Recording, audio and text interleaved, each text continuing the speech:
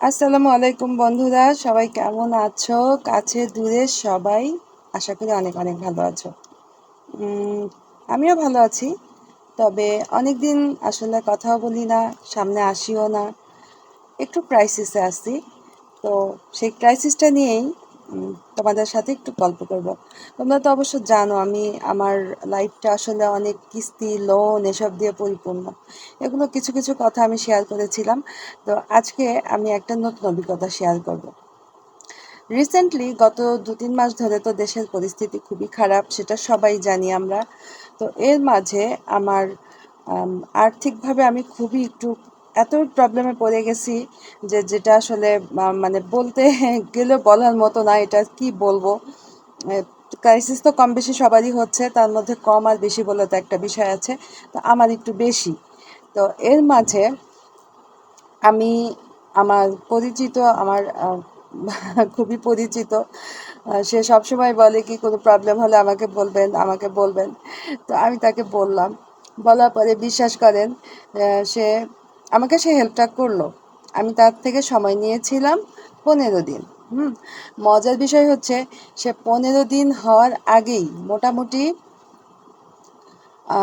3 দিন বা 4 দিন পর থেকেই সে আমাকে প্রতিদিন সালাম দেওয়া শুরু করলো। প্রতিদিন আসসালামু আলাইকুম ম্যাডাম, কেমন আছেন? আসসালামু আলাইকুম আপা, ভালো আছেন তো? ইত্যাদি ইত্যাদি সে প্রতিদিন আমাকে সালাম দেওয়া শুরু করলো। তা আমি এটা প্রথমে বুঝতে পারি নাই, কিন্তু পরে যখন হঠাৎ করে মনে হলো আচ্ছা উনি তো আমাকে এত সালাম দিতেন না, এভাবে কেন সালাম দিচ্ছেন?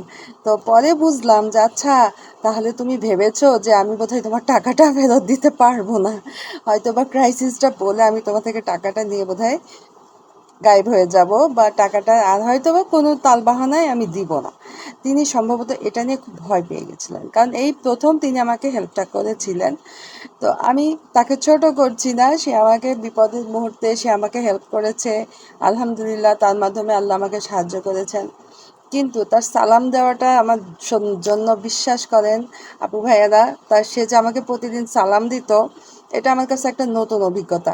মানে সে আমাকে প্রতিনিয়ত, মানে সে আমাকে সারাক্ষণ কিন্তু আমাকে নক করে গেছে যে হ্যাঁ আমি আছি, আমি আপনার কাছে টাকা পাই, এটা আপনার মনে আছে তো? আমার কাছে জাস্ট সালামের উত্তরটাই এটা মনে হয়েছে যে আমি তাকে লিখি ওয়ালাইকুম আসসালাম না লিখে আমি তাকে এটা লিখি, হ্যাঁ ভাই আমার মনে আছে যে আমি আপনার থেকে টাকা নিয়েছি, আপনি পাওনাদার এবং আপনাকে টাকাটা ফেরত দিতে হবে। তো আলহামদুলিল্লাহ গত সপ্তাহে আমি তাকে টাকাটা দিয়ে দিয়েছি।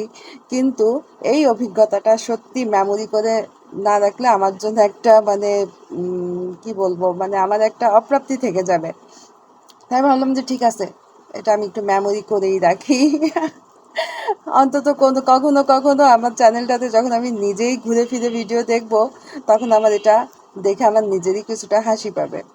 তো মানুষ কেউ বিপদে পড়লেই আমরা তাকে যে মুখে কথার কথা বলে দিই যে আপা কোনো বিপদে পড়লে আমাকে জানাবেন, কোনো সমস্যা হলে বলবেন, কথাগুলো না মন থেকে বলা উচিত।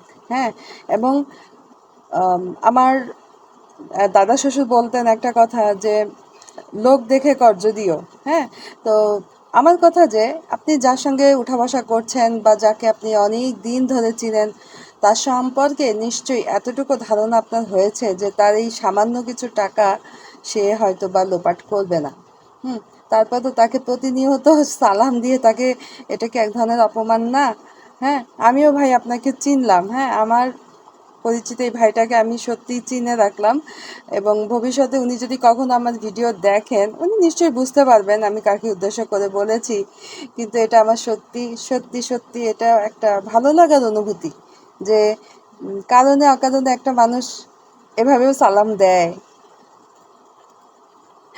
তো যাকেই হেল্প করতে চান না কেন, মন থেকে হেল্প করবেন, মন থেকে হেল্প করবেন। এবং এটা ভাববেন যে আপনার যদি হালাল টাকা হয় সেটা কখনোই মানে বৃথা যাবে না, সেই টাকাটা কেউ কখনোই গায়েব করে দিতে পারবে না।